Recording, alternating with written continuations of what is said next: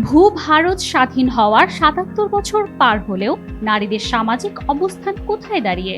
দেশের বিভিন্ন প্রান্তে নারীদের উপর হওয়া মানসিক ও শারীরিক নির্যাতন এবং খুন ধর্ষণের ঘটনা বরাবর সেদিকে আঙুল দেখিয়ে প্রশ্ন তুলছে। সম্প্রতি আরজি কর হাসপাতালের ঘটনা আবারও মেয়েদের নিরাপত্তা নিয়ে সমাজ প্রশাসনকে কাঠগড়ায় তুলেছে। সেই প্রসঙ্গেই টলিউড তারকা জিৎ প্রশ্ন তুললেন, সত্যি কি আমরা স্বাধীনতা অর্জন করতে পেরেছি? অভিনেতা জিৎ নিজেও একজন কন্যা সন্তানের পিতা। এই অভিনেতা নিজের কাজ ব্যতীত তেমন কোনো বিষয়ে এতটা সরব নন, তবে সম্প্রতি অশান্ত বাংলাদেশ নিয়ে শান্তির বার্তা দিয়েছিলেন। এবার আরজি কর হাসপাতালের ঘটনাতেও গর্জে উঠলেন তিনি। অভিনেতা জিতের মন্তব্য, আমরা কি সত্যি স্বাধীন? কেন আমাদের সমাজে মহিলারা আজও নির্যাতনের শিকার?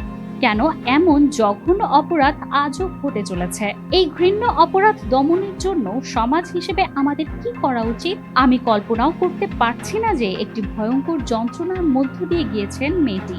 ওর পরিবারই বা কতটা যন্ত্রণার মধ্যে রয়েছে, ভাষায় প্রকাশ করার মতো নয়।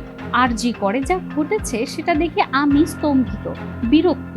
নতুন ভারত করতে মহিলাদের সুরক্ষা নিশ্চিত করা সব থেকে বেশি জরুরি। এই অপরাধের বিচার চাই, আর মূল অপরাধীকে কঠোরতম সাজা দেয়া হোক। বাংলার মেয়েদের রাত দখলের আন্দোলনে বাংলাদেশ থেকে সামিল হওয়া মোস্তফা সারওয়ার ফারুকী, পদ্মাপার এখনো শান্ত নয় পুরোপুরি। আরজি কর ঘটনায় অঙ্কুশ বলেন, আশা করি সমাজ এমন জায়গায় না চলে যায় যে এক সময়ে মানুষ হয়ে জন্মানোর জন্য ঘৃণা বোধ হোক। দ্রুত সুবিচারের আশা রাখলাম। লক্ষ লক্ষ মানুষ যারা সুবিচারের জন্য লড়তে জানে, যারা অন্যায়ের বিরুদ্ধে রুখে দাঁড়াতে জানে, তাদের থেকে বেশি শক্তিশালী আর প্রভাবশালী যে আর কেউ হয় না, সেটা দেখানোর সময় এসে গিয়েছে। অনেক হয়েছে। কিছু অসুস্থ মানুষের এই পৃথিবী থেকে সরিয়ে মেয়েদের জন্য সুস্থ সমাজ তৈরি করি। মানজু মাফরোজ নীলিমা, নিউজ নাও 24।